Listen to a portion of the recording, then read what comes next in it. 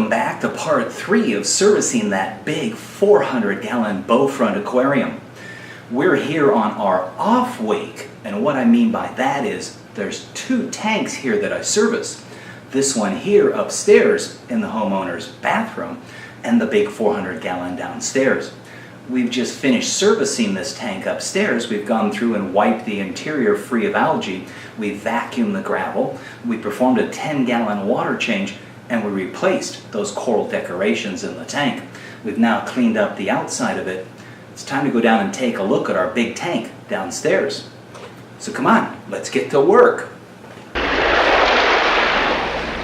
And here's our big Bowfront Aquarium. You can see the algae that's grown in the tank just in the last week. That's the results of the diatom bloom, and may in fact be partially due to the fact that I use tap water, but again, the diatom bloom is slowly beginning to wither away. What we're going to do here today is a large 100-gallon water change, namely because I want to try to get as much of that sediment out of the sand as possible. Also, I'm hoping that the new 100 gallons of water will finally put a halt to the tail end of that diatom bloom. I'm also here on an off week, and what I mean by that is I just finished servicing the tank upstairs, which is normally all I would do today, and then I would come back next Monday to service this tank. But I wanted to take advantage of the fact that I'm A, here, and B, I can kind of get a step ahead of the game by doing the water change this week, and if things work out, I could actually begin to start bringing more fish coming next week. Unfortunately, I think I run into one little problem, and that happens to be with some of the equipment, more specifically the refrigeration unit. You can see that it's running pretty warm today, and I'm not exactly sure if that's because I don't have adequate openings at both ends of the tank, although the tank's been running for the last 3 months and was comfortably running at 78, 79 degrees.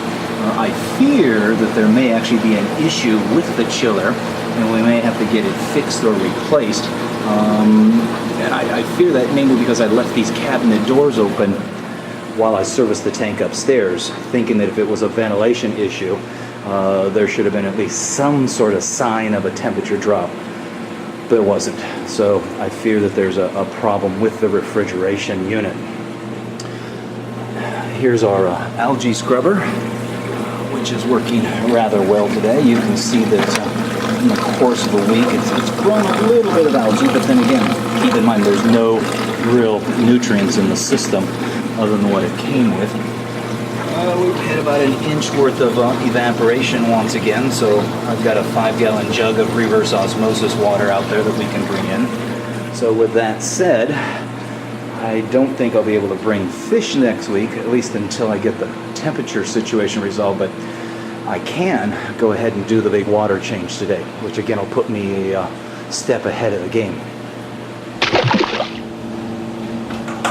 So we'll go ahead and start off by cleaning the inside of the front panel of acrylic.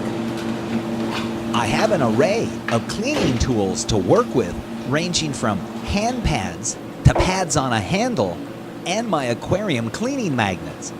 For the moment, I'm hesitant to use the cleaning magnets, as the algae doesn't warrant its use at this time, and the potential scratching that could occur as a result of the magnets. So for now, my cleaning pad on a long handle is enough to easily wipe away the brown diatom algae growth. So I mentioned this is my off week. What I mean by that is I only do this tank every other week. The opposing week, I do the tank upstairs. So essentially, between the 2 tanks, I created a weekly service. 1 week, service the tank upstairs. The other week, I service this big tank downstairs. It would have been much more appropriate to have waited till next week and done the water change here, namely because I'll have all the coral decorations out of the tank. I'd have 100% access to the gravel bed. But due to scheduling issues, I need to do the water change this week. And so we'll kind of work around those corals. Actually, what I think I'm going to do is go through and move the ones that are on the gravel towards the back, giving me greater access to the gravel bed. So we're now ready to start doing the vacuuming and the water change. I have 3 things that I need to do first. One, I have to shut off the main filter water pump, because as I siphon water out of the tank, eventually it's going to draw that water out of the reservoir below, causing the pump to run dry. So I'll need to turn that off to protect it. Number 2, I have to determine how much water to take out of the tank. Now, I know it's going to be 100 gallons that I'm going to take out, but how much is 100 gallons? Well, I could take it out 5-gallon bucket at a time. That would be 25-gallon buckets and 20 individual trips to pour it into the toilet or someplace. Or I could try to be smart and I could estimate based on a calculation as to how much water should be taken out, or at least how far down I would drop the water level. And to figure that out, we need to multiply length, which is 96 inches, width, which at the maximum is 42 inches, and then we have to come up with a depth, or how much water or how far down we want to go. Well, if you take length times width times height divided by 231, that'll come up with the volume of water that those dimensions would equal. In this case, 96 by 42 by 6 inches down is just about 100 gallons. That's what I'm going to run with. The other thing that I need to do is figure out where I'm going to put this water, or where I'm going to run it to. I don't have as much of a luxury as I do with that big fancy cylinder tank where I've got a significant decline, but I do have a decline, and the top of this tank is pretty far up above the ground. So what I'm going to do is run a garden hose out to the floor drain in the patio, and I brought along my PVC pipe vacuum that I use on the fancy cylinder tank. There's another piece that snaps onto the end of this, but I'm just going to use this one piece for today to do this tank. And so with the water pump unplugged, my tape mark at 6 inches down, and my hose running out to the patio, I'm going to go ahead and start a siphon that in turn will suck water from the tank, thus allowing me to draw out 100 gallons. And as I do that, it'll also allow me to draw a bunch of the sediment or sand that's down inside the gravel. So it all sounds quite clever and thought out, but I still have to get the siphon started, and that's only going to occur one way. My intent with this big water change is to halt the diatom bloom that's occurring by decreasing the available nutrients within the water, most likely silicates. And this also allows me the chance to vacuum the fine particles from the gravel that may not have been flushed out when we originally washed the gravel before pouring it into the tank. And my expectation with the big water change is to halt the diatom bloom that's occurring, and with the natural seawater introducing elements such as bacterias that will create a more dynamic biological system. And ultimately, my goal is to create an environment that is appropriate and ready for the introduction of fish. Many, many new fish. So we've finished vacuuming the gravel in the tank. We've just about pulled out that 100 gallons, just a hair bit more, and then we'll be ready to pump in 100 gallons of real ocean water back into the tank.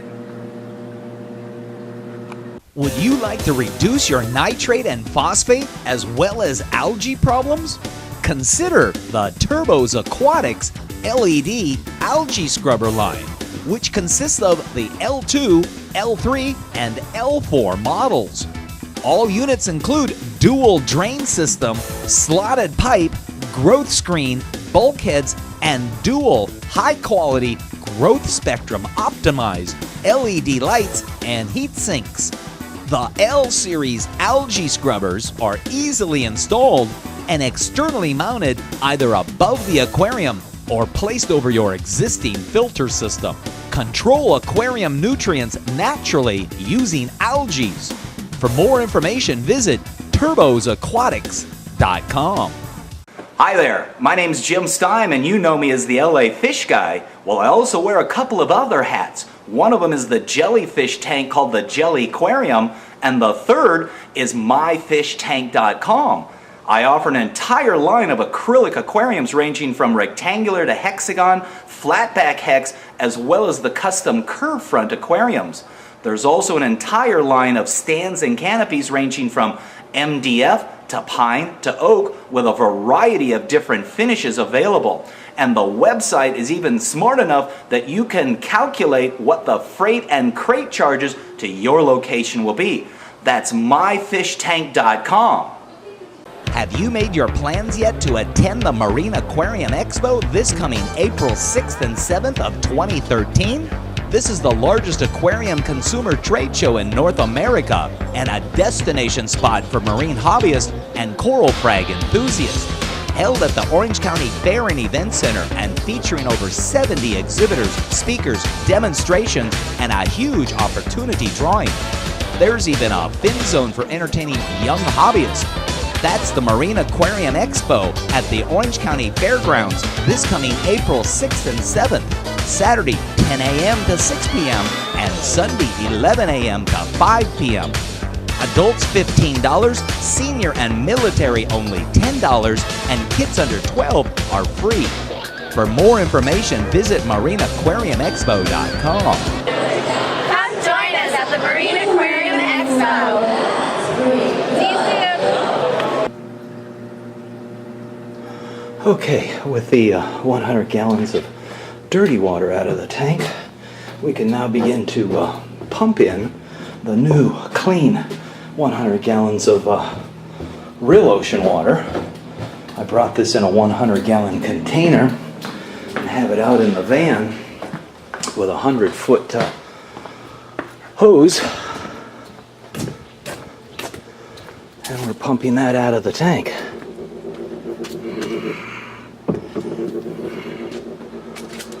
And so that'll take just a little bit to empty that or to fill up the tank. So let's go fix something else or look at that chiller on the system.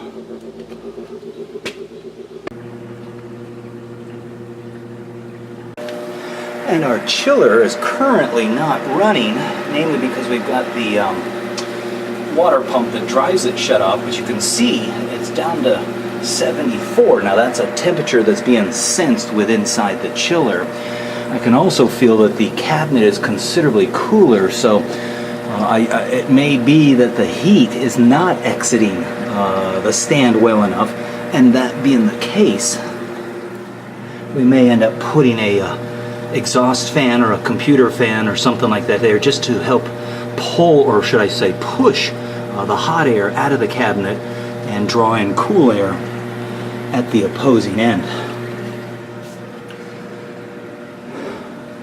Our water levels beginning to rise, so we'll go ahead and do a little bit of cleanup as the tank fills up. While we're waiting for the tank to fill up, let's go ahead and clean the algae scrubber. Okay, so what we'll need to do is cut these screens off. And I don't have a good scraper yet, so we're going to use something temporary, such as this container here.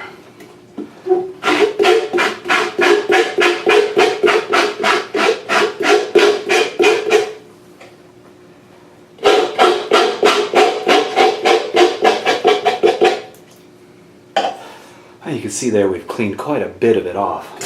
I can now effectively rinse a lot more of that off. And if this is your first exposure to an algae scrubber, what essentially we've done is grown algae on a screen that have consumed the nutrients, proteins, and enzymes from the aquarium water. By scraping away the algae, we're scraping away the nutrients that have been locked up in those algae, and now have officially been exported out of the system. And as you can see, that's back running. The water is draining across the screen. The lamps are illuminating the screen. And essentially the scrubber is going to grow algae in here that will basically compete for the nutrients of the algae in the tank. And as the water level rises, we prepare to turn the water pump back on.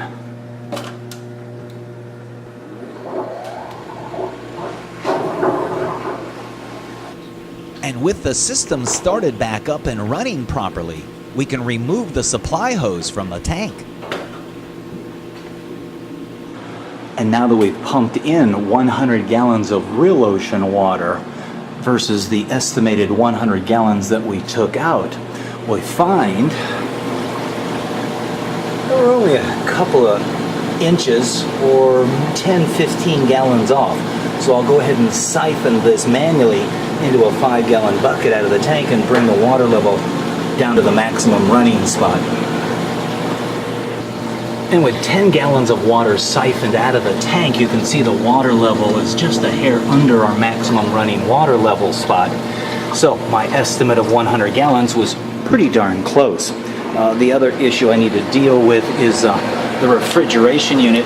Since the filter pump is now plugged back in, the system's up and running and water's passing through the chiller. You can see it says 81 degrees. Now, the questions are, was the previous 83 degrees the result of the chiller not effectively working?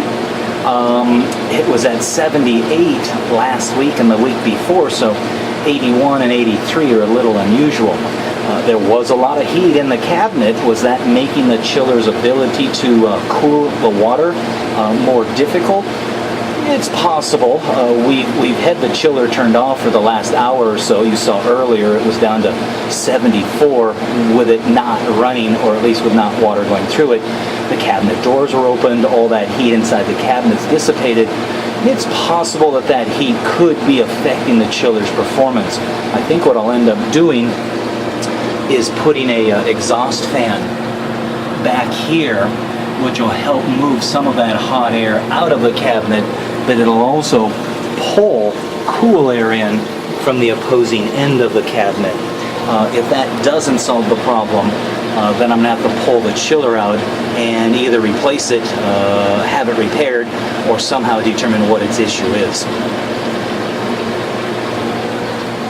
I have two more things that I want to do. One is to go through and wipe the front of the acrylic tank once again, because as that water level rose up, it left little marks there from the dust at the water surface.